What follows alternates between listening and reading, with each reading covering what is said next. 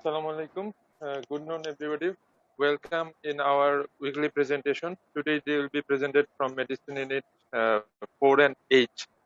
Uh, as both registers of Medicine Unit 4 and 8 are busy with their religious activities, so I am hosting this session on behalf of Medicine Unit 4 and 8. Now, our session will be presented by Dr. Muhammad Abdul Hannan, Resident Internal Medicine, PhD. With the permission of Honorable Chairperson, I am requesting Dr. Muhammad Abdul Hannan to present his topic, please. Thank you, Saiful. Respected teachers and my dear colleagues. Hannan ভাই আপনার ইয়েটা on করুন, ভিডিওটা on করেন। Respected teachers and my dear colleagues, welcome to all today's weekly presentations. On behalf of Medicine Unit 4 and 8, I am presenting my topics. My topic is Clinical Practice Guidelines 2020, International Society of Hypertension, Global Hypertension Practice Guideline.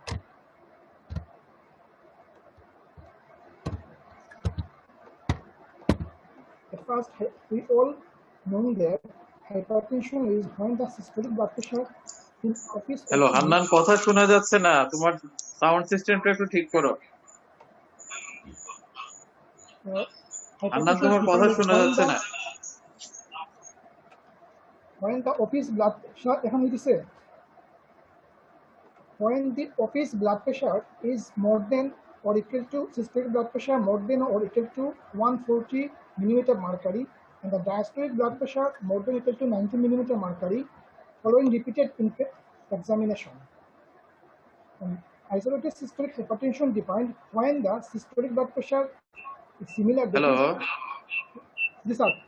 Hannan, তোমার কথা clear হচ্ছে না, একটু তোমার sound সিস্টেমটা একটু check করো, একটু জোরে কথা বলো। স্যার, আমরা ক্লিয়ার পাচ্ছি স্যার। স্যার, আমরা শুনতেছি স্যার। হ্যালো, জি স্যার। স্যার আমরা শুনতেছি, মানে ক্লিয়ার আসতেছে। আমরা ক্লিয়ার পাচ্ছি স্যার। আচ্ছা, তাইলে কন্টিনিউ করো। হ্যাঁ, isolated systolic hypertension defined when the systolic blood pressure more than or equal to 140 millimeter and the diastolic less than 90 millimeter mercury in young adult, young and elderly people. These young individuals, including children, adolescents, and young adults. Isolated systolic hypertension is the most common form of essential hypertension. However, it is particularly common in the elderly. Now, the diagnosis of hypertension. In office blood pressure measurement, that is, we need repeated examination. That is, within 2 to 3 office visits at 1 to 4 weeks interval, depending on the blood pressure levels, to confirm the diagnosis of blood pressure. But if the blood pressure is more than 180, আনন্দ একটু সাউন্ডটা বাড়ানো যাবে, মানে sound একটু সমস্যা হচ্ছে। Sound আমি ম্যাক্সিমামটাই দিয়ে রাখছি। এখন হয়েছে, but the ওকে ঠিক আছে blood pressure more than or equal to 110 by 180 by 110 millimeter, and there is evidence of cardiovascular disease. In that case, single visit is enough to confirm the diagnosis of hypertension. But in case of optimal blood pressure, office blood pressure measurement in preferably both arms simultaneously.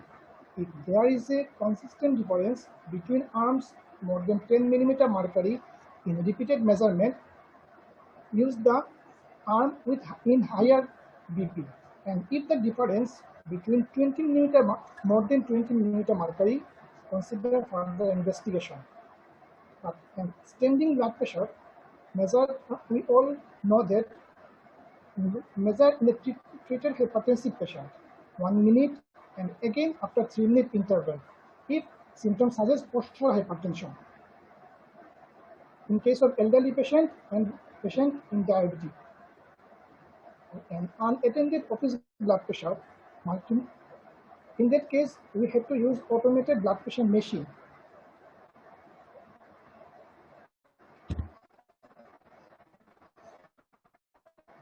Out of office blood pressure measurement, that is 24-hour ambulatory blood pressure measurement are more reproducible than office measurement, more closely associated with hypertension and induced organ damage and the risk of cardiovascular events, and identify the white coat hypertension and masked hypertension.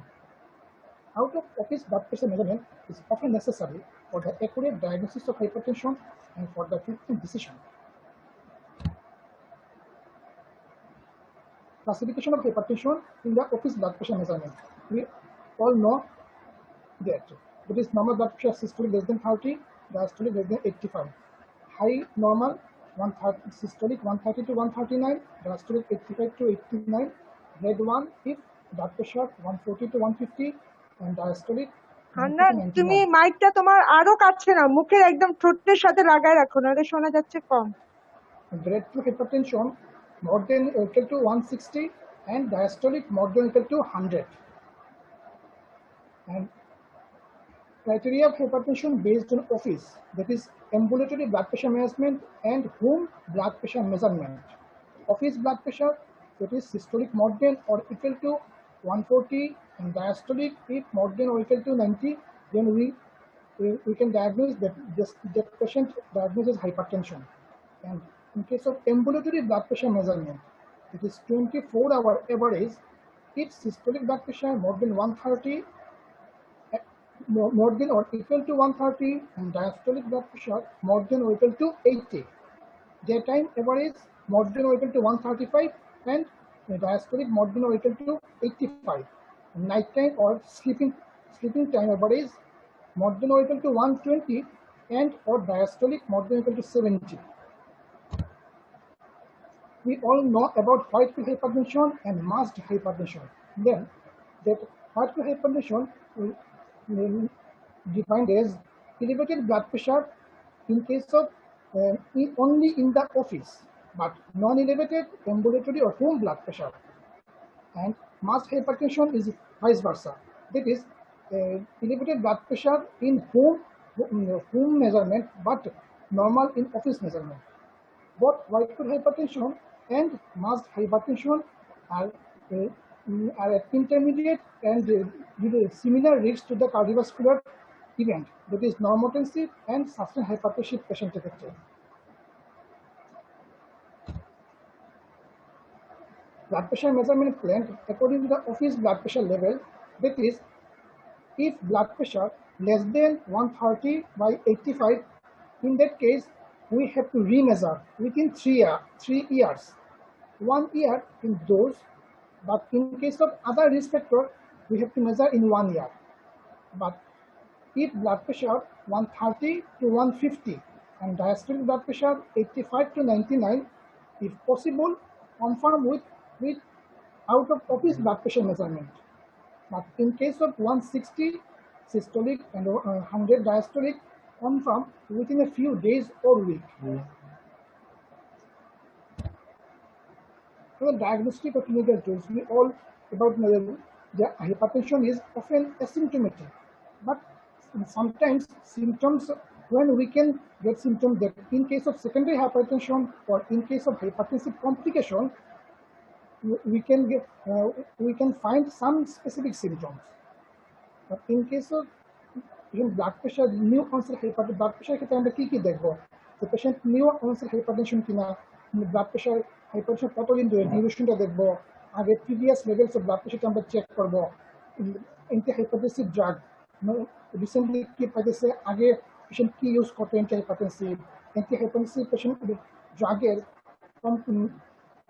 অ্যাডহেরেন্স দেখবো, যে patient ঠিকমতো ড্রাগগুলো নিতেছে কিনা, পেশেন্টে কতদিন ধরে drug use করতেছে, আর patient মাঝে মাঝে ইউজ করতেছে নাকি মাঝে মাঝে বন্ধ করে দিতেছে, এরকম ক্ষেত্রে এগুলো আমরা চেক করতে হবে। একটা পেশেন্ট আমাদের কাছে আসবে, যখন পেশেন্টটা আবার দেখবো তখন আমরা পেশেন্টের কী কী রিস্ক ফ্যাক্টরগুলো আছে, যে পেশেন্টের আগের কোনো এমআই হয়েছে কিনা, পেশেন্টের heart failure, stroke, TIA, diabetes check করবো, পেশেন্টকে dyslipidaemia, smoking history, alcohol history, personal লাইফস্টাইলগুলো দেখবো, পেশেন্ট আগের থেকে স্মোকার কিনা, পেশেন্টের সাইকোসোশিয়াল কোনো প্রবলেম আছে কিনা, ফ্যামিলি হিস্ট্রি অফ হাইপারটেনশন অথবা ডায়াবেটিস পেশেন্টে আছে কিনা। তারপর আমরা চেক করবো পেশেন্টের কোএক্সিস্টেন্ট কোনো ইলনেস আছে কিনা, দ্যাট ইজ পেশেন্টের চেস্ট পেইন হয় কিনা, শর্টনেস অফ ব্রেথ, পেশেন্টের palpitation, blurring of vision, haematuria, dizziness, headache, এইসব ক্ষেত্রে আমাদেরকে এটা চেক করতে হবে। তারপর আমরা ফাইন্ড আউট করবো যে পেশেন্টের any symptom that is consistent with the secondary hypertension, that is if patient primary hyper aldosteronism থাকে, সেক্ষেত্রে আমরা পেশেন্টের হাইপোক্লিনিক ফিচারগুলো পেতে পারি, যে muscle cramp, tetany, weakness. Renal artery স্টেনোসিসের ক্ষেত্রে পেশেন্টের ব্লুই পাওয়া যেতে পারে। তারপর ইন কেস অফ ফিওক্রোমোসাইটোমা আমরা পেশেন্টকে জিজ্ঞেস করতে পারি পেশেন্টের সোয়েটিং, পালপিটেশন, হেডেকের হিস্ট্রিও নিতে পারি। অ্যান্ড পেশেন্টের অবস্ট্রাকটিভ স্লিপ অ্যাপনিয়া হিস্ট্রি আছে কিনা, যে পেশেন্টের রাতে ঘুমাতে পারে না, যার কারণে পেশেন্টের ডে টাইম সমডোলেন্স হয়। তারপর আমরা যাবো পেশেন্টের ফিজিক্যাল এক্সামিনেশন থেকে, একটা ফিজিক্যাল এক্সামিনেশন করে প্রিভিয়াস জিনিসগুলো আমরা আইডেন্টিফাই করবো যে পেশেন্টের আগের কোনো প্রবলেম আছে কিনা বা রিসেন্ট কোনো প্রবলেম আছে কিনা, অথবা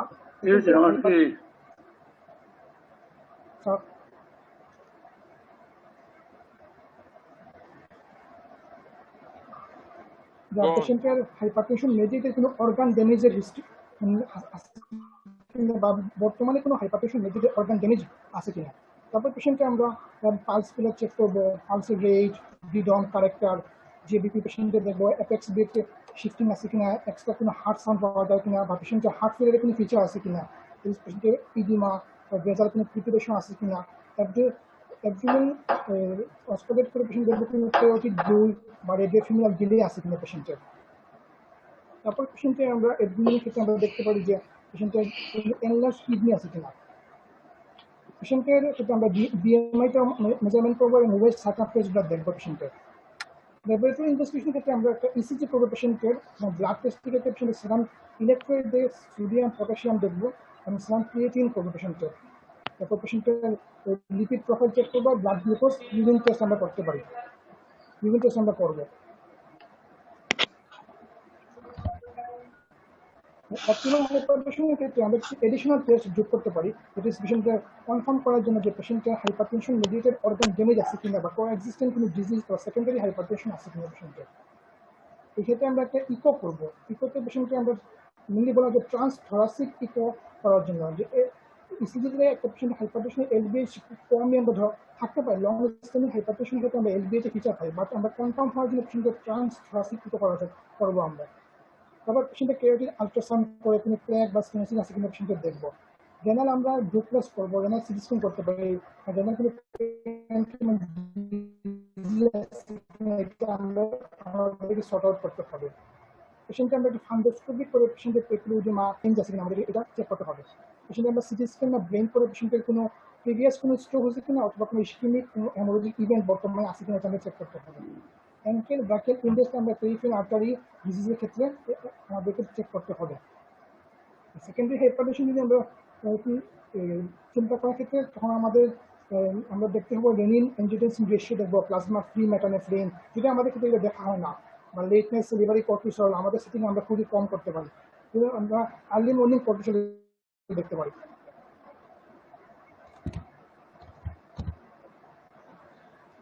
আমাদের হাইপারটেনশন মেডিকেটেড অর্গান ড্যামেজ, এটা আমরা জানি যে হাইপারটেনশন আমাদের কোন কোন অর্গানের উপর এফেক্ট করতে পারে, দ্যাট ইজ ব্রেইনে, হার্ট, কিডনি। ব্রেইনে আমরা স্ট্রোক বা টিআইএ, হার্টের ক্ষেত্রে আমরা এলভিএইচ, যেটা আমি আগে বলছিলাম যে ট্রান্সথোরাসিক ইকো করে আমাদেরকে এলভিএইচটা কনফার্ম হতে হবে। কিডনিতে আমরা ইউরিনের মাইক্রোঅ্যালবুমিনুরিয়া আমরা চেক করবো, তারপর ইউরিনারি ইজিএফআরটা আমরা চেক করতে পারি। এবার আমরা যে আর্টারির ক্ষেত্রে আমরা কেরোটিড আর্টারিতে আমরা ডুপ্লেস করবো, ওটাতে আমরা যদি আমাদের দেখা হয় না carotid femoral pulse with velocity দেখতে পাই না আমরা, বাট আমরা এই এনকেল ব্র্যাকেট ইন্ডেক্সটা মেজার করতে পারি। ফান্ডোস্কোপি করে পেশেন্টকে এবি নিউক্লিন আছে কিনা, হেমোরেজ আছে কিনা, এগুলো আমরা চেক করতে পারি, পেপিলোইডেমা আছে কিনা।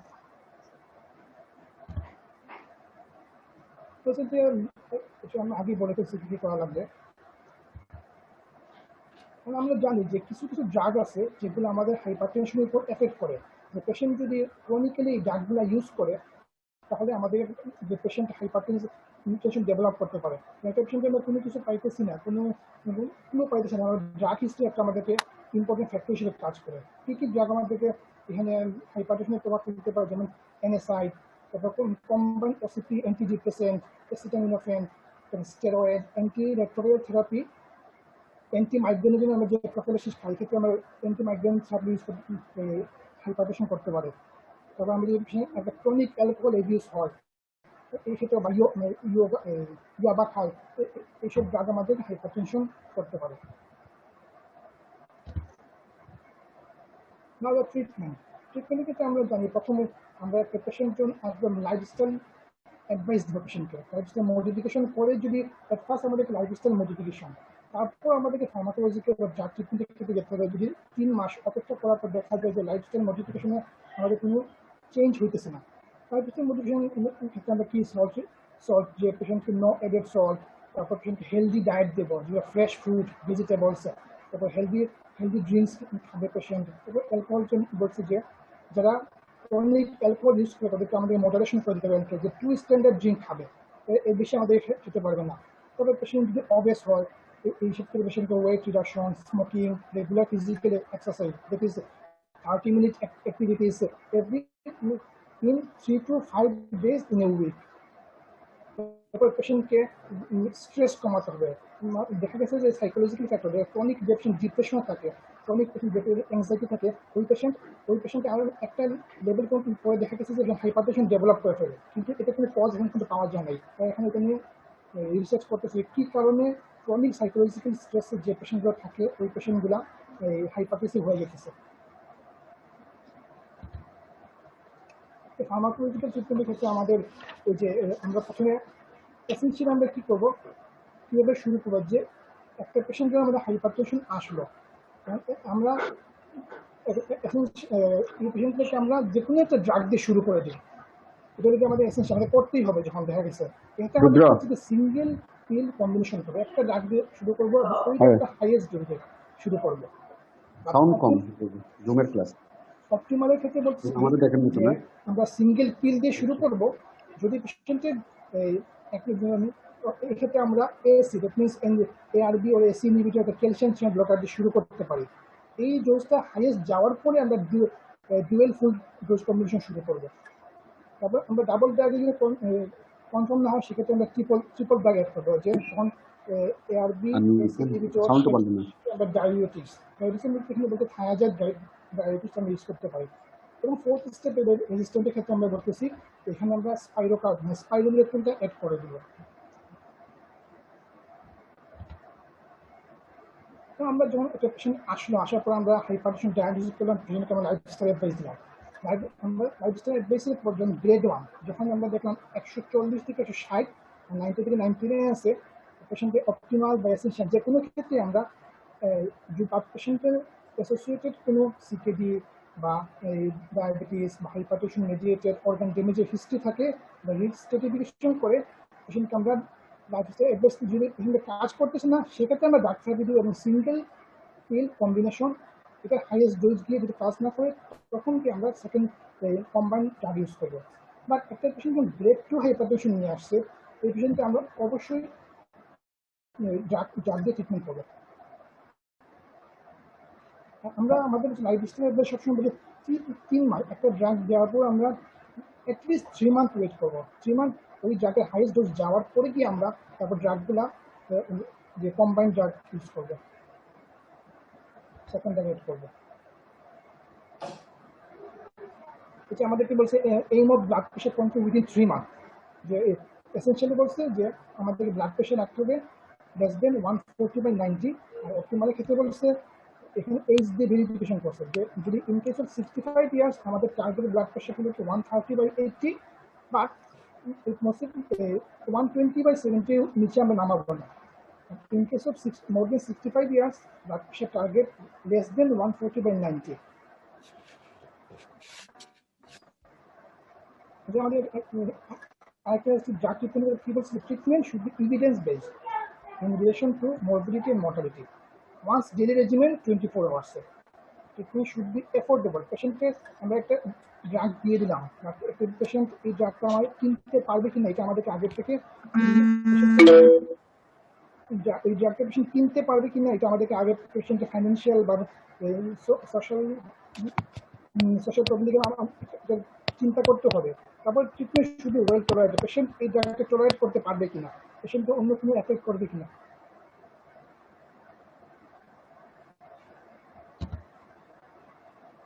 এটা আমাদের বলতে যে ড্রাগ অ্যাডহেরেন্সের ক্ষেত্রে আমরা এই জিনিসগুলোই দেখবো, যে পেশেন্ট ড্রাগের কস্ট দেখবো, পেশেন্ট ঠিকমতো ড্রাগটা খাইতেছি কিনা, পেশেন্ট যদি পলিফার্মেসি ইউজ করা থাকে পলিফার্মেসিতে আমাদের কমায় দিতে হবে। রেগুলার ডেইলি ডোজে যে ড্রাগগুলো, ওই ড্রাগগুলো আমাদের জন্য বেস্ট, ওই ড্রাগগুলো আমাদেরকে ইউজ করতে হবে ডেইলি। যদি সম্ভব হয় হোম ব্লাড প্রেশার মনিটরিং করতে হবে।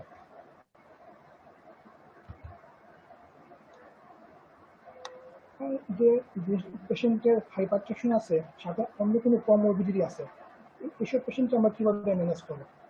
যেমন পেশেন্টের যদি করোনারি আর্টারি ডিজিজ থাকে, স্ট্রোক থাকে, সিকেজি, হার্ট ফেলার, এইসব পেশেন্ট ম্যানেজমেন্টের মধ্যে খুব একটা ডিফারেন্ট নয়। তারপরেও কিছু কিছু ডিফারেন্ট মধ্যে যেমন বলতেছে হাইপারটেনশন পেশেন্ট সাথে করোনারি ডিজিজ হলে 20 to 35% ক্ষেত্রে এমআই হয়ে যায়। যেটা আমাদের লাইফস্টাইল অ্যাডভাইসের সাথে আমাদেরকে টার্গেট ব্লাড প্রেশার হলো কি মোর দেন 140/90, যদি হয় টার্গেট লেস দেন 130/80 করতে হবে। বাট এলডারলি পেশেন্টের ক্ষেত্রে আমাদেরকে একটু ব্লাড প্রেশার বেশি রাখতে হবে, লেস দেন 140/80। এই ক্ষেত্রে আমাদের drug of choice renin angiotensin receptor blocker, beta blocker, irrespective of BP levels, or without calcium channel না ইউজ করা যায়, উইথাউট। আমাদের যদি এগুলোতে কন্ট্রোল না হয় তখন কি আমরা ক্যালসিয়াম চ্যানেল ব্লকার ইউজ করবো। তারপরে আমাদের এই ক্ষেত্রে লিপিড লোয়িং ড্রাগটা ইউজ করতে হবে। লিপিড লোয়িং ক্ষেত্রে এলডিএল এর টার্গেট লেভেল আমাদের লেস দেন 55। পেশেন্টের যদি আগে প্রিভিয়াস স্ট্রোক থাকে ইনকেস, তখন আমাদেরকে ব্লাড প্রেশার কন্ট্রোল করতে হবে। এখানে ব্লাড প্রেশার মোর দেন 140/90 থেকে টার্গেট সেম আগের মতোই লেস দেন 130/80 রাখতে হবে। আমরা ইউজ করবো RS blocker, calcium channel blocker, diabetics, first line drug. LDL এর টার্গেট এই ক্ষেত্রে লেস দেন 70। করোনারি আর্টারি ডিজিজের ক্ষেত্রে বলছে less than 55। But in case of stroke বা প্রিভিয়াস স্ট্রোকের ক্ষেত্রে আমাদের লিপিড লোয়িং এলডিএল এর টার্গেট হলো কি লেস দেন 70। অ্যান্টিপ্লেটলেট ড্রাগ আমরা স্টেম স্ট্রোকের ক্ষেত্রে ইউজ করতে পারি, বাট হেমোরেজিক স্ট্রোকের ক্ষেত্রে আমরা ইউজ করা যাবে না, আমরা জানি সবাইকে।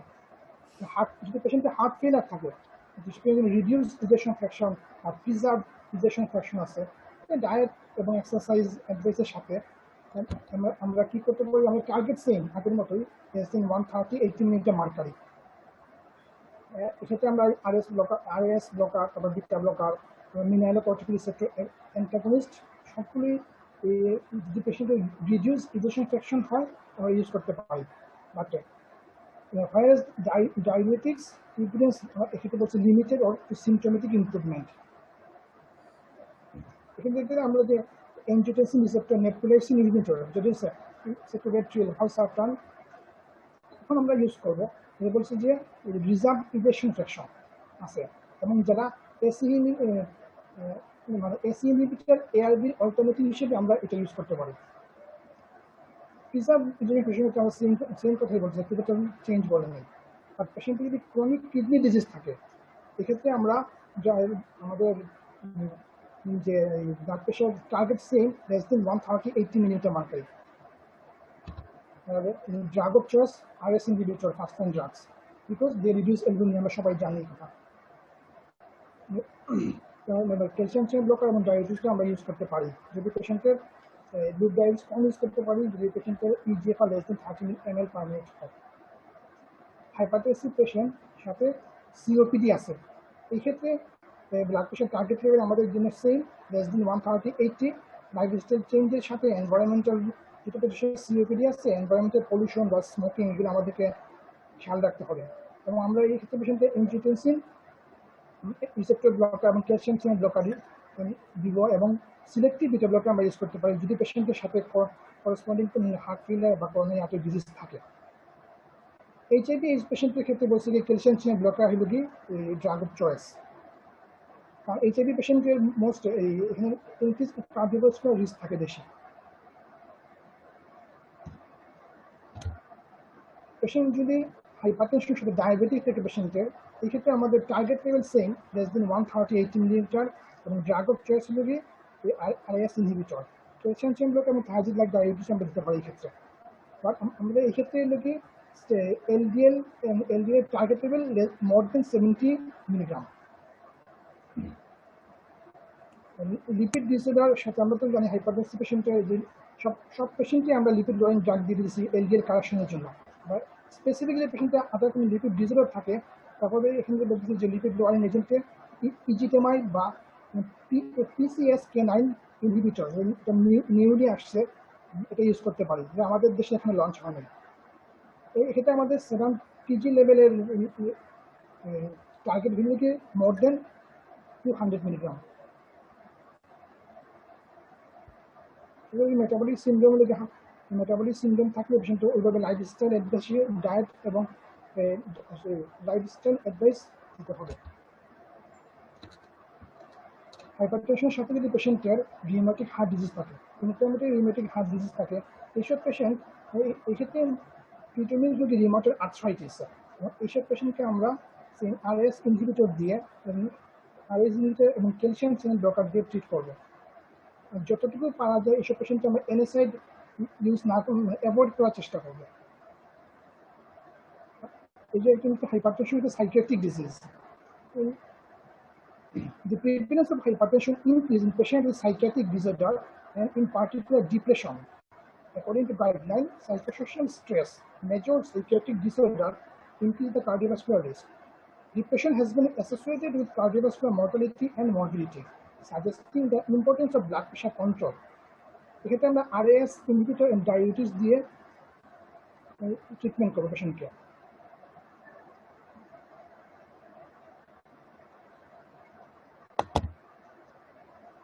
আমরা registered hypertension, secondary hypertension. Registered hypertension আমরা জানি যে 3টা ড্রাগ ইউজ করতেছে ইনক্লুডিং ডায়াবেটিস। তারপর যেসব পেশেন্টের ব্লাড প্রেশার কন্ট্রোল হইতেছে না, এসব পেশেন্টের ক্ষেত্রে আমরা তখন পেশেন্টের অফিস ব্লাড প্রেশার দেখবো যে মোর দেন 140 আছে এবং পেশেন্টের 3টা ড্রাগ পাইতেছে ইনক্লুডিং ডায়াবেটিস। তখন পেশেন্টকে আমরা দেখবো যে সিউডো রেজিস্ট্যান্স আছে কিনা, যে ব্লাড প্রেশার মেজারমেন্টের টেকনিকে কোনো ফল্ট আছে কিনা, বা পেশেন্টের হোয়াইট ফুড হাইপারটেনশন, বা পেশেন্টের নন অ্যাডহেরেন্স টু দ্য ড্রাগ বা চয়েস অফ ড্রাগ, অ্যান্টিহাইপারটেনসিভ ড্রাগগুলো আমাদের চেক করতে হবে। বা পেশেন্টের সাবস্টেন্স ইনডিউস, পেশেন্টের এদিকে অ্যান্টিহাইপারটেনসিভ খেতেছে, সাথে পেশেন্টের অন্য অ্যালকোহল খেতেছে বা এনএসআইড ইউজ করতেছে বা অ্যান্টিডিপ্রেসেন্ট ড্রাগ ইউজ করতেছে, এসব ক্ষেত্রে আমাদেরকে এই জিনিসগুলো চেক করতে হবে। তারপর আমরা এই ক্ষেত্রে যে বললাম যে থায়াজাইড ডায়েট কি করবো, যে বিহেভিয়ার ওই অ্যাডহেরেন্স চেক করার পর পেশেন্টকে আমরা অন্য ড্রাগ ইউজ করবো। থায়াজাইড ডায়াবেটিস অথবা অপটিমাল চয়েস কি যে থায়াজাইড ডায়াবেটিক্স। গ্রুপ ডায়াবেটিস আমরা একটু ইউজ করতে পারি যদি eGFR less than 30 ml per minute হয়। তবে আমরা যে স্পাইরোনোলেকটন, ফোর্থ ড্রাগ হিসেবে আমরা স্পাইরোনোলেকটন এড করতে পারি। যদি এইসব এগুলো ড্রাগ দেওয়ার পরে যদি আমার হাইপারটেনশন কারেকশন হবে না, তখন স্পাইরোনোলেকটন এড করবো। আর যদি স্পাইরোনোলেকটন পেশেন্টের কন্ট্রা ইন্ডিকেটেড হয় তো আমরা অ্যামিলোরাইড, ডক্সাজোসিন এগুলো ইউজ করতে পারি, বা বিটা ব্লকার এক্ষেত্রে অল্টারনেটিভ হিসেবে ইউজ করতে পারি। সেকেন্ডারি হাইপারটেনশনের ক্ষেত্রে কি বলছে, যে সেকেন্ডারি হাইপারটেনশন একটা পেশেন্টকে আমরা তখন চিন্তা করবো যে স্ক্রিনিং করার সময় পেশেন্ট দেখবো যে আর্লি এজের patient, it is less than 30 years of age patient, আর পেশেন্টের কোনো আদার কোনো অবেসিটি নাই, মেটাবলিক সিন্ড্রোম নাই, ফ্যামিলির কোনো হিস্ট্রি নাই, তখন আমাদেরকে সেকেন্ডারি হাইপারটেনশন চিন্তা করতে হবে। আর ইন কেস অফ রেজিস্ট্যান্ট হাইপারটেনশনের ক্ষেত্রে আমাদেরকে সেকেন্ডারি কোনো কজ আছে কিনা এটা আমাদেরকে চেক করতে হবে। বা পেশেন্টের একটা পেশেন্ট অ্যান্টি হাইপারটেনসিভ খেতেছে, খুব তাড়াতাড়ি পেশেন্টের ব্লাড প্রেশার রাইজিং ফল করতেছে, বা পেশেন্ট একটা হাইপারটেনসিভ আর্জেন্সি বা ইমার্জেন্সি নিয়ে প্রেজেন্ট করতেছে, এসব ক্ষেত্রে আমাদেরকে সেকেন্ডারি হাইপারটেনশনটা মাথায় রাখতে হবে এবং ওই অনুযায়ী আমাদেরকে ইনভেস্টিগেশন করতে হবে এবং ম্যানেজমেন্ট দিতে হবে। সেকেন্ডারি হাইপারটেনশন আমরা কি কি জিনিস চিন্তা করবো, যে একটা পেশেন্ট রেনাল প্যারেনকাইমাল ডিজিজ, যেমন যে সিকেরিয়া সিকিম পেশেন্টের, সেটা প্রাইমারি অ্যালডোস্টেরোনেজমের আমাদেরকে চেক করতে হবে। পেশেন্ট রেনাল আর্টারি স্টেনোসিস আছে কিনা, ফিওক্রোমোসাইটোমা, কুশিং সিনড্রোম, তারপর ফ্লাকচুয়েশন অবটা, অবস্ট্রাকটিভ স্লিপ অ্যাপনিয়া, থাইরয়েড কোনো ডিজিজ আছে কিনা পেশেন্টের, এই জিনিসগুলো আমাদেরকে মাথায় রেখে সেকেন্ডারি হাইপারটেনশন ট্রিটমেন্ট করতে হবে। হাইপারটেনশন আসলে প্রেগনেন্সি, যে প্রেগনেন্সি হাইপারটেনশন অনেকগুলা ম্যাটার্নাল এবং ফিটাল বিভিন্নভাবে এফেক্ট করতে পারে। মাদারের ক্ষেত্রে পেশেন্টের মাদারের পেশেন্টের আর্লি ডেলিভারি হয়ে যেতে পারে, বা বাচ্চার ক্ষেত্রে পেশেন্টের IUGR ইন্টারভিউশন ডেথ হইতে পারে। এটা আমাদেরকে কীভাবে প্রেজেন্ট করতে পারে যে একটা পেশেন্ট আগে থেকে প্রি এক্সিস্টিং হাইপারটেনশন আছে, তাদের লেস দেন 20 উইকস অফ গেস্টেশনের আগে যদি আমাদের এই পেশেন্ট হাইপারটেনশন থাকে, তো আমাদের প্রি এক্সিস্টিং হাইপারটেনশন হিসেবে, অথবা যদি ডেলিভারি হওয়ার পরে মোর দেন 6 উইকের পর পেশেন্ট হাইপারটেনশন হিসেবে আমাদেরকে প্রেজেন্ট করছে, এটা আমাদের pre existing hypertension. Gestational hypertension আমরা কখন বলবো?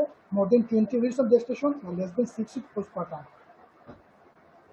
এখন প্রি এক্সিস্টিং হাইপারটেনশন আছে, সাথে আবার গেস্টেশনাল হাইপারটেনশন সুপারইম্পোজ হয়ে গেছে। আবার পেশেন্ট প্রি এক্লেমশনে প্রেজেন্ট করতেছে যে হাইপারটেনশন কিন্তু প্রোটিনুরিয়া আছে আর এক্লামশিয়া, সেটা কনভার্সন আছে পেশেন্টের, বা হেল্প সিনড্রোম পেশেন্ট আমাদের কাছে প্রেজেন্ট করতে পারে। এইগুলো হলো হাইপারটেনশন প্রেগনেন্সি প্রেজেন্টেশন। এক্ষেত্রে আমরা কীভাবে ম্যানেজ করতে পারি যে একটা পেশেন্ট মাইল্ড হাইপারটেনশনের ক্ষেত্রে যদি পেশেন্ট, তখন আমরা ড্রাগ দিয়ে চিকিৎসা করবো যে পেশেন্ট মোর দেন 150-95 হয়, যে সব পেশেন্টকে, সব প্রেগনেন্ট লেডিকে আমরা অ্যান্টি হাইপারটেনসিভ ড্রাগ দিয়ে দেবো। বাট যদি ড্রাগ ট্রিটমেন্ট কখন দেবো যে জেস্টেশনাল হাইপারটেনশন সুপার ইম্পোজড হয়ে গেছে, আগে হাইপারটেনশন জেস্টেশনাল হাইপারটেনশন এখন আবার হয়েছে, সেক্ষেত্রে যদি ব্লাড প্রেশার 140/90ও হয় রিডিংয়ে, তখন আমরা ড্রাগ দিয়ে দিতে পারি। সেটা আমাদের ড্রাগ অফ চয়েস যদি মিথাইল ডোপা বা বিটা ব্লকার লেভেটেরল, নিফিডিপিন আমরা ইউজ করতে পারি। বাট তখনই আমরা যে RS ব্লকার, AC ইনহিবিটর, এগুলো আমরা দিব না। Severe hypertension, blood pressure more দেন 100 মিলিমিটার সিস্টোলিক আর ডায়াস্টোলিক মোর দেন 180, মোর দেন 110 মিলিমিটার, সেক্ষেত্রে আমরা যে অল্টারনেটিভ আইভি ড্রাগ দিয়ে, আইভি লেভেটেরল, আইভি নিকারডিপিন, এগুলো দিয়ে আমরা ম্যানেজমেন্ট করবো। এবার যে পেশেন্টকে আমরা আইভি ম্যাগনেসিয়াম অ্যাড করতে পারি যে পেশেন্টের যে এক্লামশিয়া প্রিভেন্ট করার জন্য। তো পেশেন্ট যে 37 উইকস অফ জেস্টেশনের সময় আমাদের হাইপারটেনশন নিয়ে, সেক্ষেত্রে আমরা চিন্তা করি পেশেন্টের সাথে পেশেন্টের ভিজুয়াল ডিস্টার্বেন্স আছে, আমরা পেশেন্টকে ডেলিভারি করে ফেলবো। পোস্টপার্টামের ক্ষেত্রে আমাদেরকে যে মিথাইল ডোপা ছাড়া বাকি সব ড্রাগগুলো ইউজ করতে পারি। আর ব্রেস্ট ফিডিংয়ের পেশেন্টের ক্ষেত্রে আমরা সব ড্রাগই মোটামুটি ব্রেস্ট মিল্ক দিয়ে লেসার এক্সটেন্টে কী হয়, সিক্রেশন হয়। হাইপারটেনসিভ ইমার্জেন্সির ক্ষেত্রে যে হাইপারটেনসিভ ইমার্জেন্সি যে কী presentation, malignant hypertension, hypertensive encephalopathy, hypertensive thrombotic microangiopathy বা আদার প্রেজেন্টেশন। মেলিগন্যান্ট হাইপারটেনশনকে বলতেছে যে ব্লাড প্রেশার মোর দেন 200/120, সাথে পেশেন্টের বাইলেটারাল রেটিনোপ্যাথি, হেমোরেজ, অটোনোমাস স্পটেক্টোডিমা আছে। আর পেশেন্টের যদি হাইপারটেনসিভ এনকেফালোপ্যাথি আমরা কখন বলতেছি, পেশেন্ট লেথার্জি, হাই ব্লাড প্রেশারের সাথে পেশেন্ট লেথার্জি হয়ে গেছে, সিজার, কর্টিক্যাল ব্লাইন্ড বা কমা নিয়ে পেশেন্ট প্রেজেন্ট করতেছে। Hypertensive thrombotic microangiopathy, high blood pressure সাথে পেশেন্টের হিমোলাইসিস বা থ্রম্বোসাইটোপেনিয়া আছে, অ্যান্ড সাথে পেশেন্টের আদার কোনো কজ নাই, এবং ব্লাড প্রেশার কমানোর সাথে সাথে পেশেন্টের রেগুলার ইমপ্রুভ করে গেছে, সেক্ষেত্রে আমরা বলতে পারি যে হাইপারটেনসিভ থ্রম্বোটিক মাইক্রোএনজিওপ্যাথি।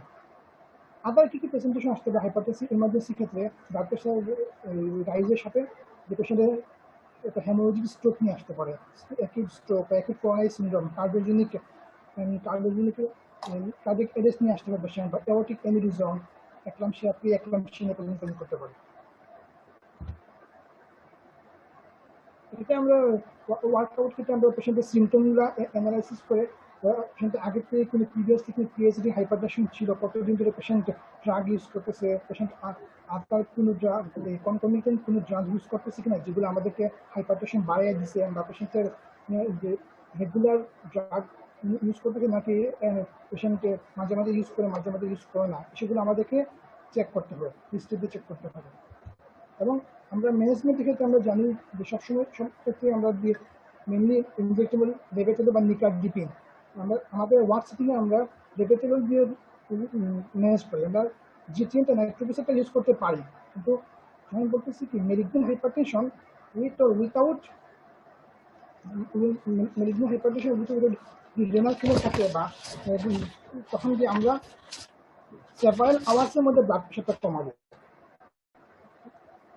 যদি এক্ষেত্রে আমাদের মেন আর্টারিয়াল প্রেশার কমাতে হবে 20 to 25%, 20 to 25% কমাতে হবে। হাইপারটেনসিভ এনকেফালোপ্যাথি হলে গিয়ে আমাদেরকে ইমিডিয়েটলি ব্লাড প্রেশার কমাতে হবে 20 to 25% with injectable, first time drug মধ্যে ইনজেক্টেবল অ্যান্টিহাইপারটেনসিভ ড্রাগ দিয়ে। বাট পেশেন্ট যদি acute ischaemic stroke, systemic blood pressure more than 220, diastolic more than 120 হয়, আমাদেরকে ব্লাড প্রেশার কমানোর টাইম লাইন হলো কি উইথিন 1 আওয়ার, 1 ঘন্টার মধ্যে আমাদেরকে 50% কমাতে হবে by using injectable antihypertensive drug. Acute ischemic stroke with indication for thrombotic therapy. Systolic blood pressure more than 185, diastolic more than 110, সেক্ষেত্রে আমরা 1 আওয়ারের মধ্যে ব্লাড প্রেশার কমাবো। হেমোরেজিক স্ট্রোকের ক্ষেত্রে যদি ব্লাড প্রেশার মোর দেন 180 হয়, আমরা ইমিডিয়েটলি ব্লাড প্রেশার কমাতে হবে এবং টার্গেট ব্লাড প্রেশার তখন 180 নিচে নামাতে হবে বা 130 উপরে রাখতে হবে। করোনারি ইভেন্টের ক্ষেত্রে আমরা ইমিডিয়েটলি ব্লাড প্রেশার কমাবো। একুট কার্ডিওজেনিক পালমোনারি ইডেমার ক্ষেত্রে ইমিডিয়েটলি ব্লাড প্রেশার কমাবো। একুট অ্যাওর্টিক সাথে সাথে আমাদের ব্লাড প্রেশার কমাতে হবে। এক্লাম্পসিয়া, প্রি এক্লাম্পসিয়া পেশেন্টের ক্ষেত্রে আমাদের ব্লাড প্রেশার কমাতে হবে। ম্যাক্সিমাম ক্ষেত্রে আমরা আইভি লেবেটুলার ইউজ করে ব্লাড প্রেশার কমাতে পারি এবং আমরা এটা আমাদের ওয়ার্কস থেকে আমরা আইভি লেবেটুলার মেনলি ইউজ করে থাকি ইমিডিয়েট ব্লাড প্রেশার কমানোর জন্য। এই জিনিসটা আমি আগে বলে ফেলছি যে হাইপারটেনশন ম্যানেজমেন্টে আমাদের একটা গ্ল্যান্স, যে একটা পেশেন্ট যখন আসবে অফিসে আসার পর আমরা ব্লাড প্রেশার পাইলাম যে লেস দেন 130/85, এই পেশেন্টকে আমরা 3 বছর পর প্রতি বছরে একবার করে আমরা চেক করব। চেক করার পরও যদি দেখি পেশেন্টের লেস দেন পেশেন্টের হাইপারটেনশন হয়, তখন কি আমরা ড্রাগ ইউজ করবো। যে হাই নর্মাল কেসে বলছি যে পেশেন্টের 130 থেকে 139, 80 থেকে 85 হয়, অথবা ব্লাড প্রেশার মোর দেন 140 190 হয়, সেক্ষেত্রে আমরা 3টা রিডিং নেব। 3টা রিডিং নিয়ে 2টা অ্যাভারেজ করবো। অ্যাভারেজ করার পর যদি দেখা যায় ব্লাড প্রেশার মোর দেন 130/85 থাকে, সেক্ষেত্রে পেশেন্টকে আবার বলবো যে আমরা 1 থেকে 4 সপ্তাহের মধ্যে 2 থেকে 3টা অফিস ভিজিট করার জন্য, আবার আসার জন্য। রিপিটেড ভিজিটে যদি দেখা যায় পেশেন্টের ব্লাড প্রেশার মোর দেন 140/90, সেক্ষেত্রে আমরা পেশেন্টের লাইফস্টাইল অ্যাডভাইস দিব। লাইফস্টাইল অ্যাডভাইসের পর 3 মাস যদি দেখা যায় পর আবার চেক করবো। যদি দেখা যায় যে পেশেন্টের 140 বেশি আছে, 160 কম আছে, 140 to 190 মতো আছে, তখন আমরা পেশেন্টকে একটা সিঙ্গেল পিল কম্বিনেশনে ড্রাগ ইউজ করবো, যে কোনো একটা ড্রাগ যেটা ডেইলি ইউজ করা যায়। বাট গ্রেড 2-র ক্ষেত্রে যদি পেশেন্ট মোর দেন 160 বা 100 হয়ে যায় পেশেন্টের ব্লাড প্রেশার, লাইফস্টাইল অ্যাডভাইসের সাথে সাথে আমাদেরকে একটা অ্যান্টিহাইপারটেনসিভ ড্রাগ দিতে হবে পেশেন্টকে। এক্ষেত্রে আমাদেরকে 3 মাস অপেক্ষা করার কোনো সুযোগ নেই। বা যদি পেশেন্টের 140 থেকে 159 ব্লাড প্রেশার থাকে, আর পেশেন্টের কোনো ডিজিজ থাকে, পেশেন্টের স্ট্রোক, সিকেডি বা ডায়াবেটিস আছে, পেশেন্টের ফ্যামিলি হিস্ট্রি আছে, সেক্ষেত্রে আমরা লাইফস্টাইল অ্যাডভাইসের সাথে সাথে আমরা একটা ড্রাগ দিয়ে দিতে পারি পেশেন্টকে। এক্ষেত্রে আমরা 3 মাস অপেক্ষা করার কোনো সুযোগ নেই। এখানে আমাদের এখন বলছি যে কী কী ড্রাগ আমরা দিতে পারি। বললাম যে নন ব্ল্যাক আর ব্ল্যাক পেশেন্টদের ক্ষেত্রে বলতেছে যে low dose SC inhibitor, ARB বা ডাইহাইড্রোপাইরিডিন ক্যালসিয়াম চ্যানেল ব্লকার আমরা নন ব্ল্যাক মানে আমাদের ক্ষেত্রে আমরা ইউজ করতে পারি। তখন একটা ড্রাগ ইউজ করার পর আমরা ফুল ডোজে ওই ড্রাগটা ইউজ করব। তারপর যদি দেখা যায় যে কোনো পেশেন্টের রেসপন্স করছে না, তখন আমরা সেকেন্ড ড্রাগ অ্যাড করবো।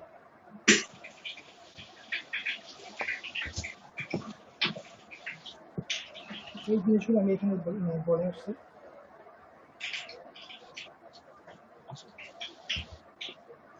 মনিটরিং আমরা কীভাবে করবো, যে blood pressure less than 30/80 individuals elderly base frailty monitor করবো যে 3 মাস পেশেন্ট লাইফস্টাইল অ্যাডভাইস দিয়ে মনিটর করবো। আর ড্রাগ যদি যেসব পেশেন্টের আমরা গ্রেড 2 ড্রাগ দিতেছি, সেসব পেশেন্টের ড্রাগে কোনো অ্যাডভার্স এফেক্ট হতেছে কিনা, বা পেশেন্ট নিয়মিত ড্রাগ ইউজ করতেছে কিনা, মাঝে মাঝে গ্যাপ দিতেছে কিনা, এগুলো আমাদের চেক করতে হবে। তারপরে যদি পেশেন্টের দেখা যায় ব্লাড প্রেশার আনকন্ট্রোল, তখন আমরা অন্য কোনো সেকেন্ডারি কজগুলো দেখতে হবে। Reference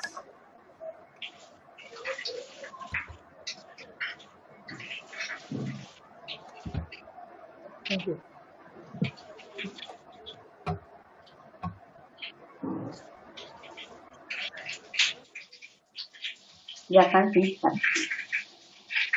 Thank you, Dr. Mohammad Abdul Hannan, for your nice presentation.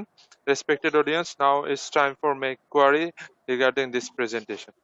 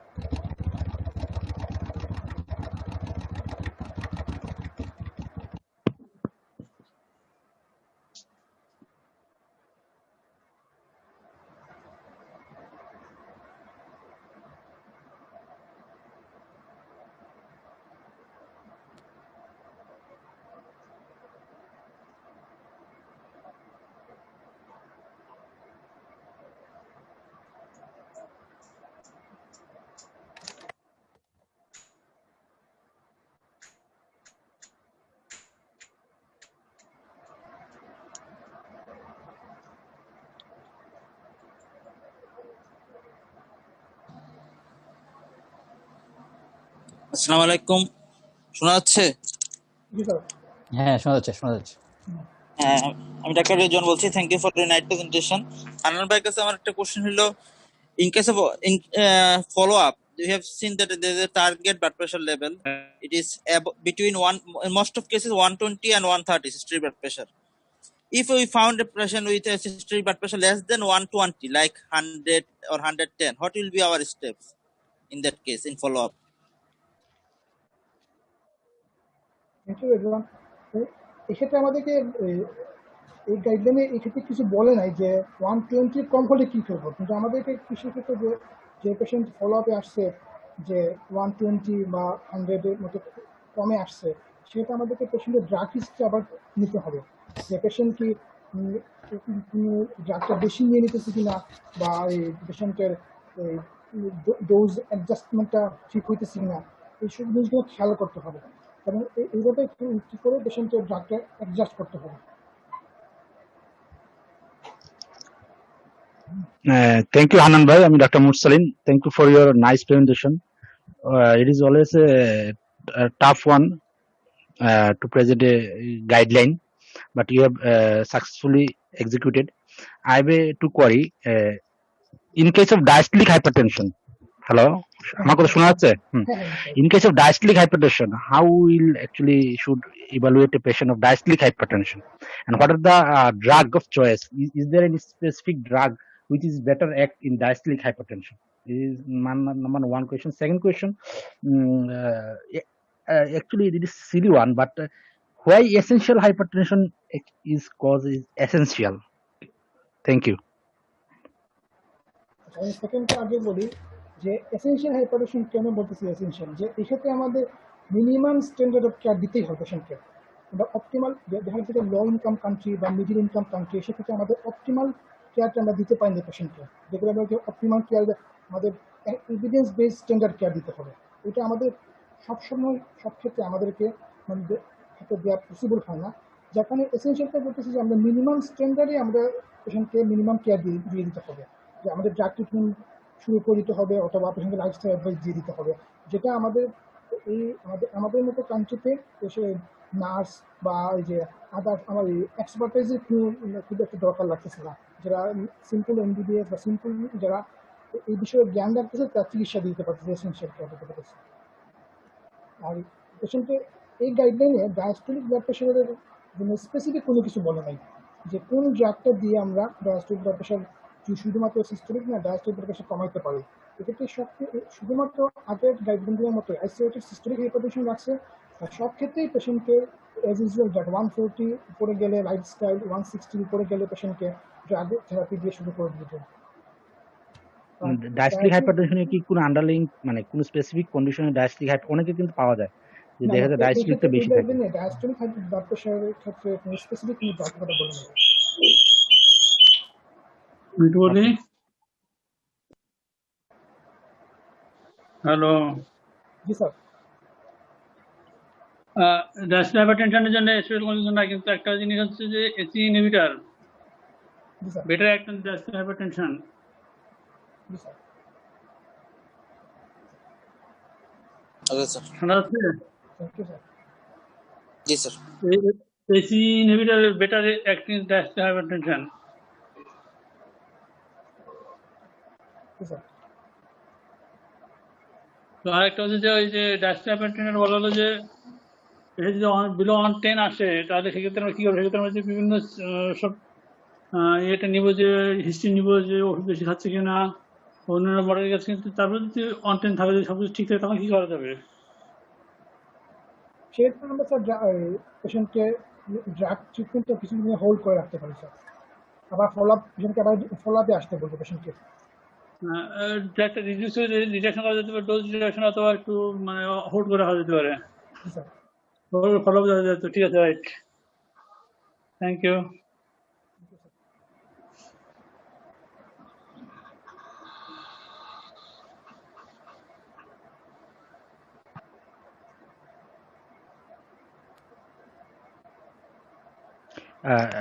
Hanan bhai, another question. You have mentioned during measuring blood pressure about average blood pressure. Will you please explain how we can average blood pressure? Average blood pressure কথা বলতেছে যে আমরা পেশেন্টকে যখন তিনটা reading নিব blood প্রেশারের, তিনটা রিডিং নেওয়ার পর ওই পেশেন্টের যে তিনটা রিডিং একটা অ্যাভারেজ করবো। অ্যাভারেজ করার পর দেখবো যে পেশেন্টের ব্লাড প্রেশার কতটুকু আছে, সেই অনুযায়ী আমরা পেশেন্টের in a separate setting or single setting? এক্ষেত্রে বলতেছে যে সেপারেট সেটিং এর কথা কিছু বলে নাই, বলতেছে যে সিঙ্গেল সেটিং এ আমরা তিনটা নিতে পারি যদি সম্ভব হয়। সবসময় আমরা পেশেন্টকে আবার ফলোআপে আসতে পারলে তখন কিন্তু তিনটা রিডিং নিতে পারি। না, আপনার সিঙ্গেল সেটিং এ তো নিলে তো সিমিলার ব্লাড প্রেশারই আসবে, কিন্তু আমাদেরকে বলতেছে যে সেপারেট সেটিং এ কিনা আমাদের আইডিয়া হলো কি যে ডিফারেন্ট সেটিং এ তিনটা রিডিং নেবে। যদি এক্ষেত্রে পসিবল না হয় তাহলে যে সেম সেটিং এ নিতে পারি।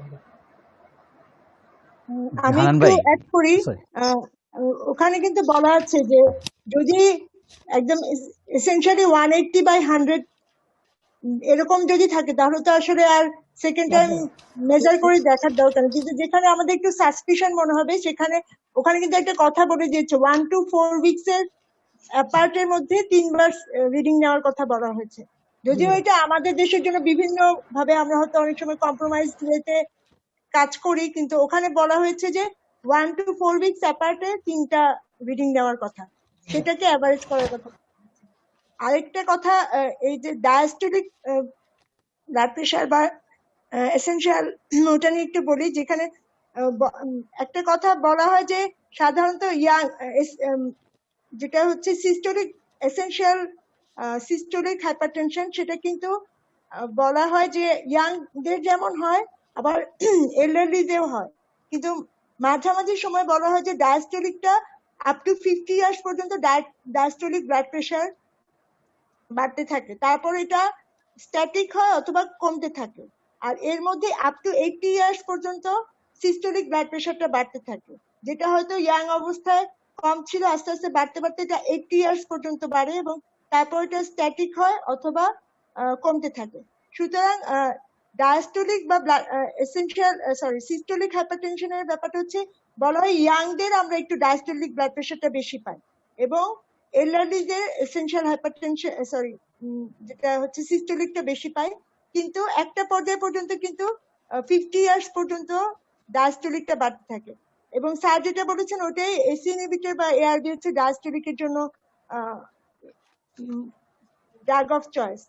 আর আরেকটা হচ্ছে এসেনশিয়াল বলা হয়, ও যেটা ব্যাখ্যা দিচ্ছে এটা আমি নিজেও এখনো কনফিউজ, এরকম ব্যাখ্যা সম্ভবত না। আমার যতদূর ধারণা যেটা হচ্ছে মানে একটা অ্যাথেরোস্ক্লেরোটিক প্রসেস, এটা কন্টিনিউয়াস, আমাদের যে ব্লাড ভেসেল গুলো আছে ওটাতে একটা চেঞ্জ হতে থাকে, এবং এটা মানে প্রত্যেকটা পেশেন্টের বয়স বাড়ার সাথে সাথে প্রেশার কিন্তু বাড়তেই থাকে। এটা এসেনশিয়ালি হবেই, মানে এটার কোনো এক্সাক্ট কারণটা জানা যায় না, যেটা অ্যাথেরোস্ক্লেরোটিক প্রসেসের জন্য এটা কন্টিনিউয়াস ব্লাড ভেসেলস এর চেঞ্জের জন্য হয়, এই জন্য এটা এসেনশিয়াল বলা হয়। আর অন্যটা যেটা সেকেন্ডারি রেনাল বা কোনো হরমোনাল চেঞ্জের জন্য হচ্ছে সেটা সেকেন্ডারি, কিন্তু এসেনশিয়াল যেটা সেটা হচ্ছে মানে জন্মালে মরিতে হবে মতো মনে হয়, এটা সবারই কম বেশি একটা প্রসেসের মধ্যে দিয়ে থাকে, এই জন্য বোধ হয় এটাকে এসেনশিয়াল বলা হয়। Thank you. রাইট, তুলি ঠিক কথা বলছে, তুলি যেটা বলছে ঠিক কথা, এগুলো যদি এসেনশিয়াল মানে no way to escape from ইট,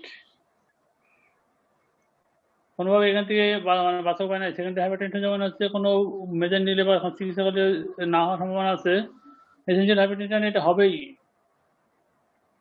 এটা কোনোভাবে এটা এসকেপ করা যাবে না এখান থেকে, এই জন্য এটা এসেনশিয়াল নামটা হয়েছে।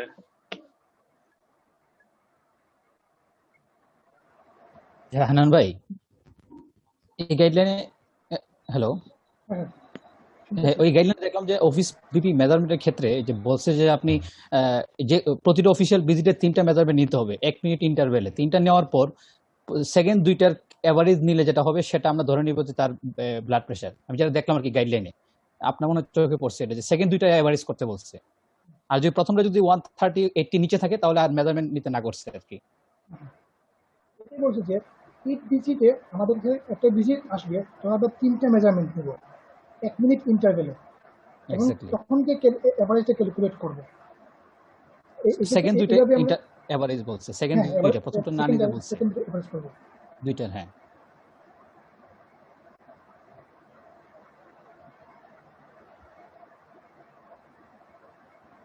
তবে হান্নান ওখানকার যে একটা ছবি ছিল, ছবিটা দেখালে মনে হয় ভালো ছিল, তুমি ছবিটা স্কেপ করে গেছো, এটা খুব চমৎকার ছবি ছিল, যে একটা পেশেন্টের ব্লাড প্রেশার অফিস ভিজিটে মাপার সময় কি কি মানে কি কি সিস্টেম গুলো ফলো করা উচিত, সেই ছবিটা তোমার দেখানো উচিত ছিল।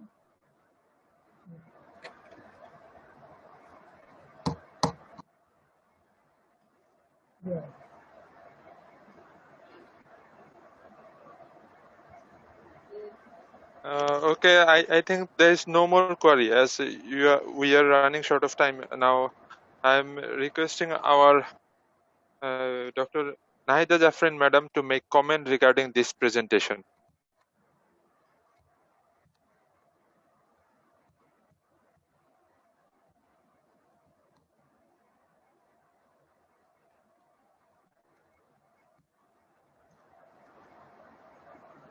To Nahida Jafrin madam. Sorry, thank you. Doctor হান্নানকে ধন্যবাদ যে খুব অল্প সময়ের মধ্যে সে প্রেজেন্ট করেছে। হয়তো সে অতটা মানে অল্প সময়ের মধ্যে যেভাবে প্রেজেন্ট করলে এটা আরেকটু প্যালেটেবল হতো সেটা করতে পারেনি, এবং প্রেজেন্টেশনটা আরেকটু মানে টোটালি ইংলিশে করাটা উচিত ছিল, যেহেতু এটা একটা প্রেজেন্টেশন অফ একটা গাইডলাইন। আর এটা হচ্ছে গাইডলাইনটা আমাদের জন্য নতুন, কিন্তু অনেক নতুন নতুন তথ্য এখানে এসেছে। এটা জাস্ট এই অল্প সময় হয়তো এটা আমরা সবাই অ্যাকুমুলেট করতে পারবো না, কিন্তু এই প্রেজেন্টেশনে অন্যতম উদ্দেশ্য হচ্ছে সবাইকে একটু মানে স্টিমুলেট করা, যে এই গাইডলাইনটা যেহেতু মানে আমরা দেখি যে অনেক হাইপারটেনশনের প্রচুর গাইডলাইন আছে, যেমন এই যে ইউরোপিয়ান গাইডলাইন, বিভিন্ন দেশের বিভিন্ন ধরনের গাইডলাইন থাকে, বা কিন্তু এটা হচ্ছে ইন্টারন্যাশনালি অ্যাকসেপ্টেবল, এবং মোটামুটি সব দেশেই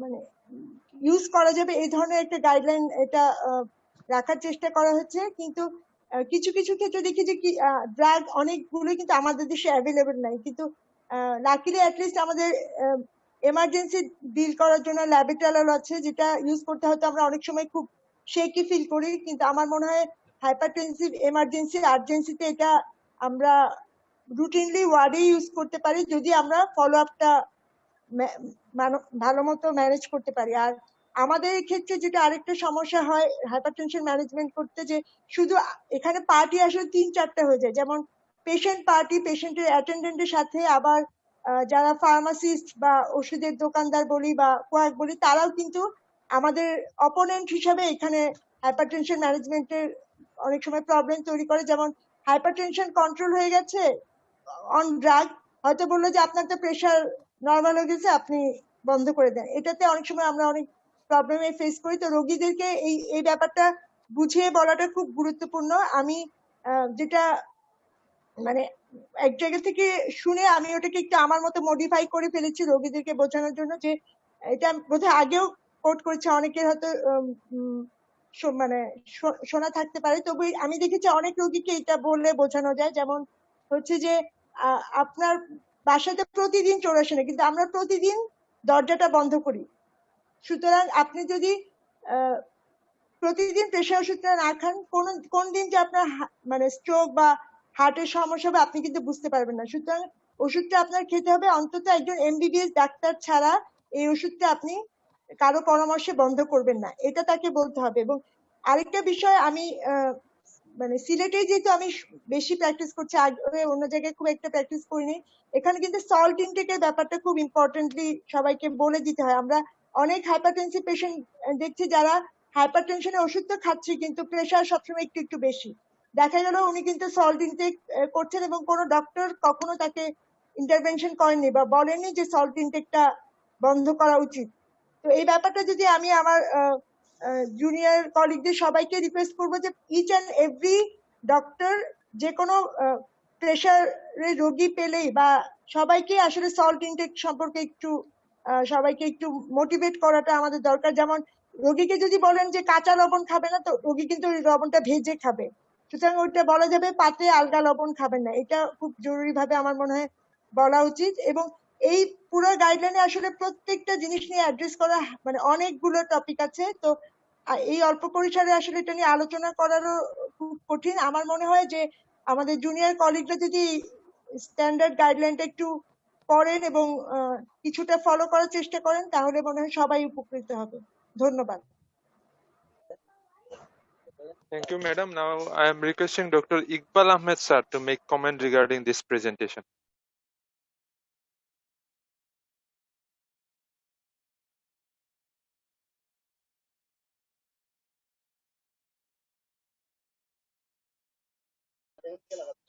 Dr. Iqbal Ahmed sir.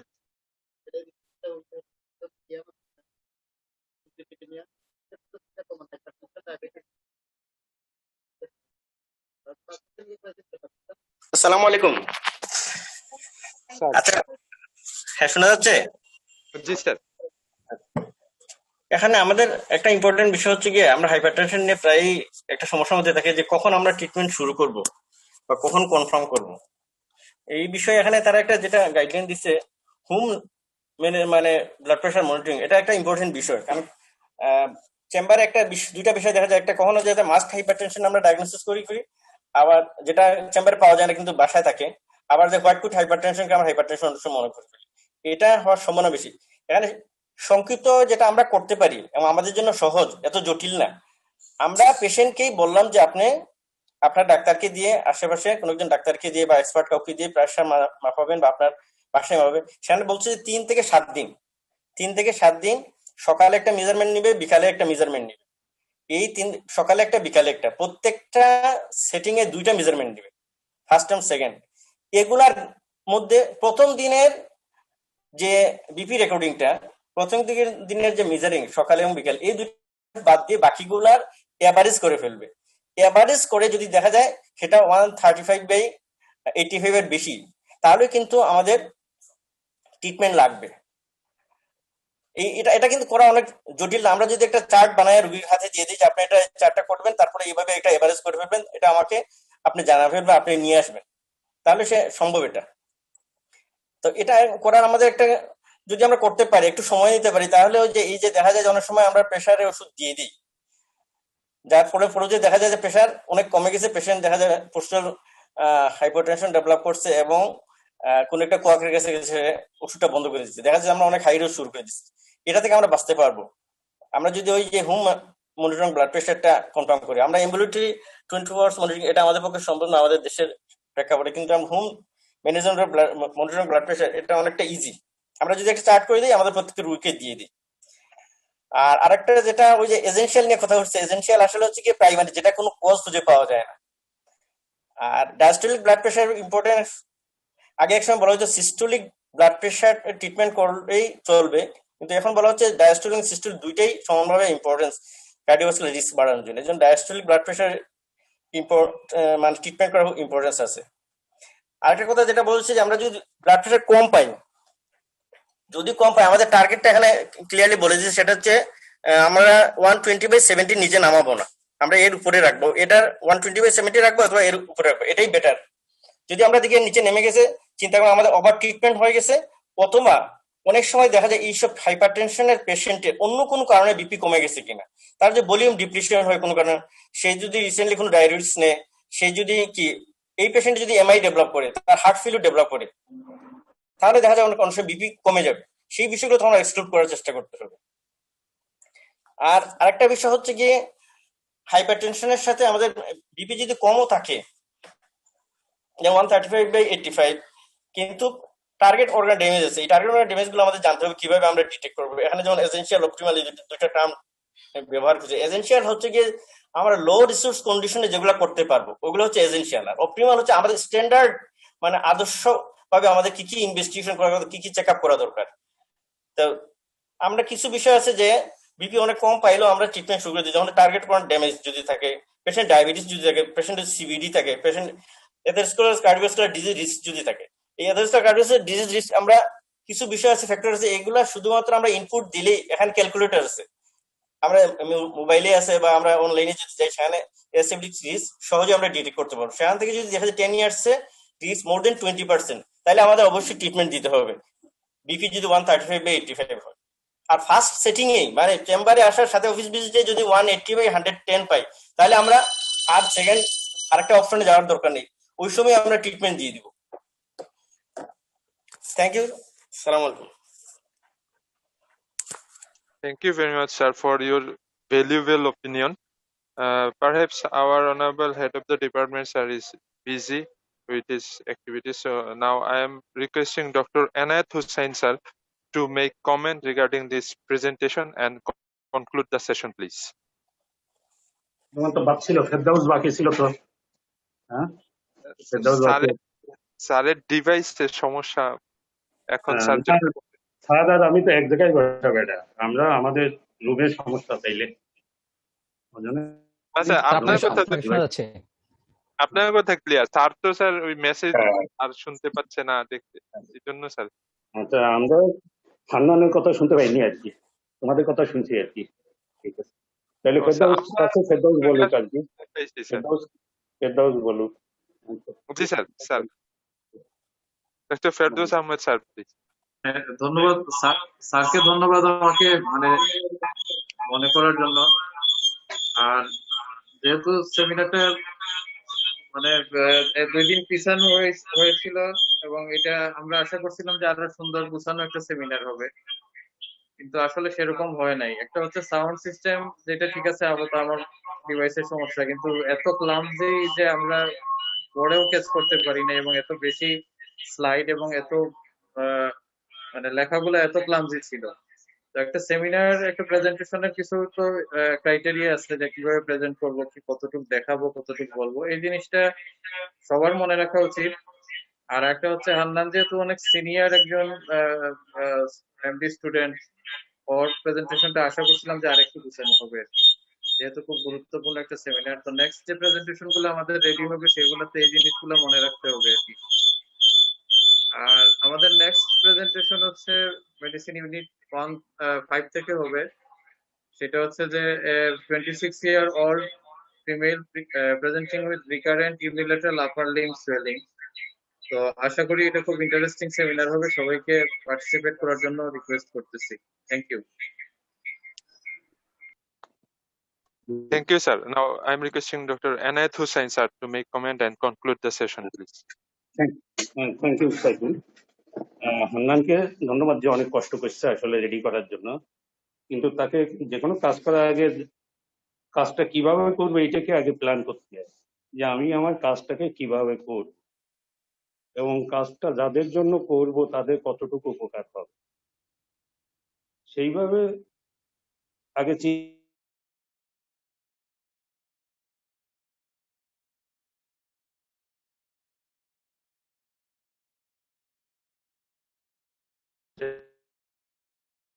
যেমন প্রেজেন্ট করতে তার মানে আগেও গাইডলাইন ছিল, তাহলে একটা গাইডলাইনে কি কি পরিবর্তন আসছে, নতুনত্ব কি আসছে, পুরাতন কি ছিল, কোন কোন জায়গাগুলোকে হাইলাইট করতে হবে। হাইপারটেনশন যেহেতু আমাদের এই লেভেলে প্রেজেন্টেশন সবাই মোটামুটি জানে, তাহলে পরিবর্তনগুলো কোন কোন জায়গা, কি কি পরিবর্তন, সেইগুলো সম্পর্কে হাইলাইট করতে হবে। গাইডলাইন প্রেজেন্টেশন হচ্ছে বেসিক্যালি এরকম। আচ্ছা, তারপরেও সে অনেক কষ্ট করেছে, স্লাইড অনেকগুলো স্লাইড আনছে, ধন্যবাদ। অনেকগুলো প্রশ্ন আসছিল, তাই না, যে একেবারে প্রাইমারি লেভেলে আসছিল এসেনশিয়াল হাইপারটেনশন কি, একেবারে ক্লাসিফিকেশনের দিকে।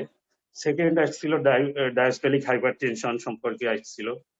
তারপরে আরেকটা প্রশ্ন আসছিল যে 110 বা 70-এর নিচে চলে আসলে কি, এভারেজ বিপিটার উত্তর দিয়ে ফেলছে এরকম। তাইলে এসেনশিয়াল হাইপারটেনশন আছে হাইপারটেনশনের একেবারে প্রথম দিকে, ক্লাসিফিকেশনের প্রথম দিকে একেবারে প্রথম এরাতে এসেনশিয়াল হাইপারটেনশন আর সেকেন্ডারি হাইপারটেনশন এইরকম নোমেনক্লেচার করা ছিল। এসেনশিয়াল হাইপারটেনশন বেসিক্যালি রিলেটেড, যখন এই টার্মিনোলজিটা ছিল তখন দেখা গেছে এমন, এইটা বেসিক্যালি এই টার্মিনোলজিটা এসছে একটা অ্যানাটমিস্টের কাছ থেকে। অ্যানাটমিস্ট হিস্টোপ্যাথোলজি করে সে দেখতেছিল ব্লাড ভেসেলের চেঞ্জ সম্পর্কে হিস্টোপ্যাথোলজি করার তার রিসার্চ ছিল। সে হিস্টোপ্যাথোলজি করে দেখলো একটা গ্রুপ অফ পিপলে ব্লাড ভেসেলের অ্যাথেরোস্ক্লেরোসিস আছে, আর একটা গ্রুপের নাই, মানে ব্লাড ভেসেল তখনও অ্যাথেরোস্ক্লেরোসিস ওইভাবে বলেনি, একটা ব্লকেজ আছে একটাতে নাই।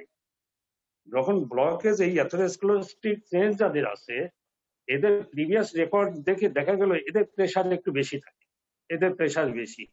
আবার যাদের এই অ্যাথেরোস্ক্লেরোসিস নাই তাদের প্রেশার কম।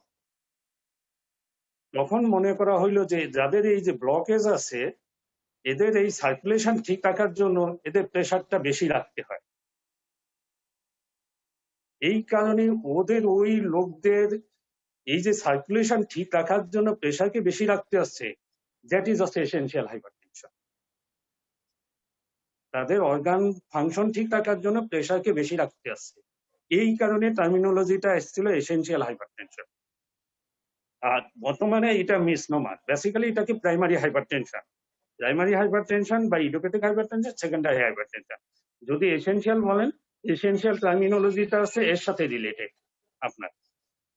আর এরপরে প্রশ্ন একটা ছিল সেকেন্ডারি হাইপারটেনশন, ডায়াস্টোলিক হাইপারটেনশন। তাহলে আপনাকে যখন ডায়াস্টোলিক টার্মিনোলজি নিয়ে আসছেন, এটা আরো একটা টার্মিনোলজি ক্যাটাগরিতে চলে আসছেন, যে সিস্টোলিক হাইপারটেনশন, ডায়াস্টোলিক হাইপারটেনশন, তাই না? তাইলে হিসাব করতে হবে আপনার সিস্টোলিক হাইপারটেনশন ডিপেন্ড কার করে, ডায়াস্টোলিক হাইপারটেনশন ডিপেন্ড করে কার উপর। তাহলে সিস্টোলিক হাইপারটেনশন বেসিক্যালি ডিপেন্ড করে আছে কার্ডিয়াক আউটপুট, স্ট্রোক বলুন, এর উপর ডিপেন্ড করে। আর ডায়াস্টোলিক হাইপারটেনশন ডিপেন্ড করে আছে পেরিফেরাল রেজিস্ট্যান্সের উপর। তাইলে আপনাকে এইটা বলতে হয় সিস্টোলিক প্রেশার কখন লাগে, ডায়াস্টোলিক প্রেশার বডি কখন লাগে, এই জিনিসগুলোকে ক্লিয়ার থাকবে। তাহলে ডায়াস্টোলিক, সেটা অত যেহেতু সময় shortage, diastolic hypertension related to peripheral resistance, এবং diastolic hypertension more likely to secondary hypertension. That is more common cause আছে renal cause of hypertension, hypothyroidism common cause.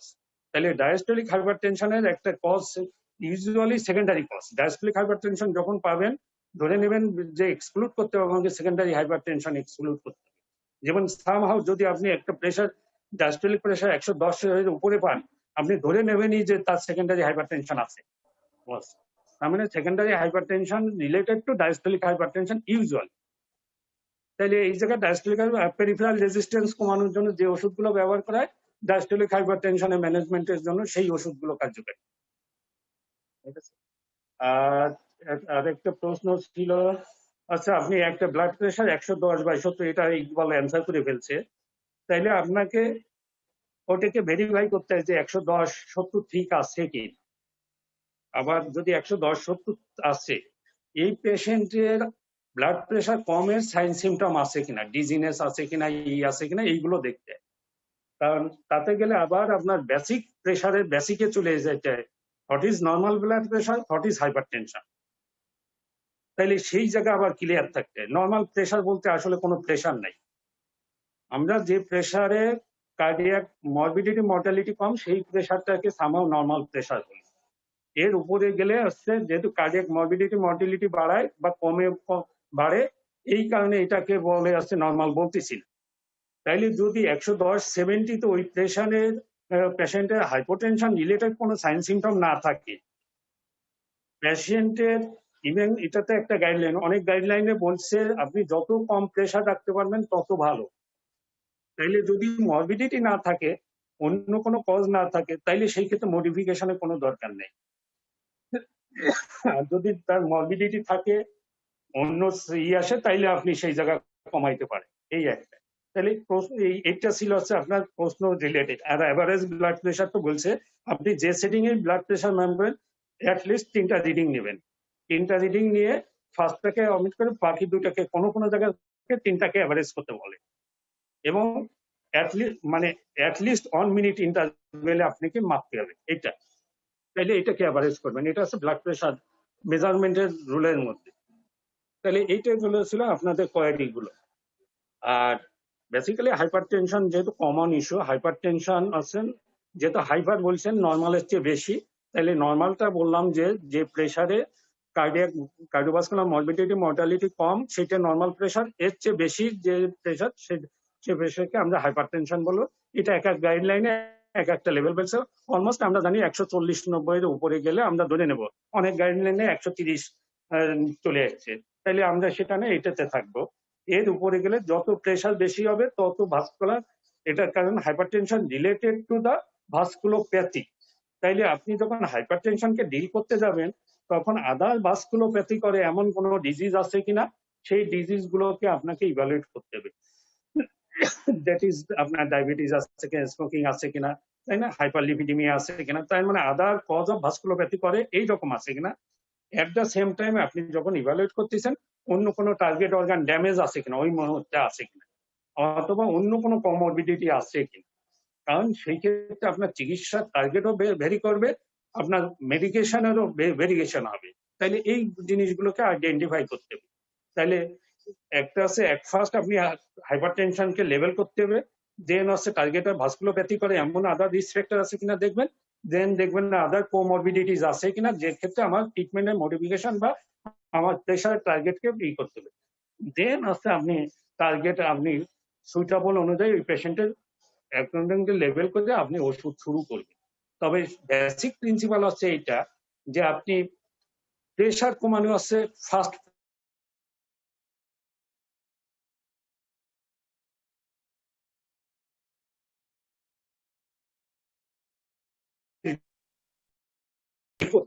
তাইলে সেই ক্ষেত্রে আমার হচ্ছে প্রথম প্রাইম আছে প্রেশার কমানো।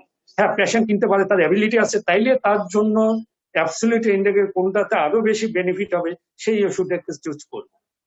তাইলে আমাদের ওভারঅল আছে এবার প্রেশারকে আমরা ইভালুয়েট করে দেন আমরা এখন কম্পাইলিং ইন্ডিকেশন থাকলে কম্পাইলিং ইন্ডিকেশন অনুযায়ী ওষুধ শুরু করবো। আদারওয়াইজ হচ্ছে আমরা এসি ইনহিবিটর অথবা ক্যালসিয়াম চ্যানেল ব্লকার অথবা ডায়াবেটিক্স এর যে কোনোটা দিয়ে শুরু করতে পারি। বিটা ব্লকার ফার্স্ট লাইন ওষুধ হবে না।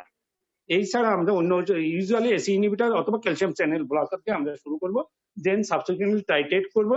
ইউজুয়ালি আমরা ক্রনিক প্রেশার যেহেতু হাইপারটেনশন ক্রনিক, এটা আস্তে আস্তে আমরা আমার টার্গেট নেব। সেই টার্গেটে কি অ্যাটলিস্ট 3 মান্থ, এবং অ্যাটলিস্ট আছে প্রেশার বিপি অনুযায়ী 1 to 3 মান্থলি ফলো আপ হয়। ইউজুয়ালি কোনো জায়গায় বেশি করে উইকলি থেকে মান্থলি ফলো আপ হবে দেবো আমরা। ফলো আপ দিয়ে আমরা উইদিন 3 মান্থের মধ্যে আমরা টার্গেটে নিয়ে যাব, এবং যখন আমরা মেনটেনেন্স চলে আসবে মেনটেনেন্স ডোজে আমরা মেনটেন করবো।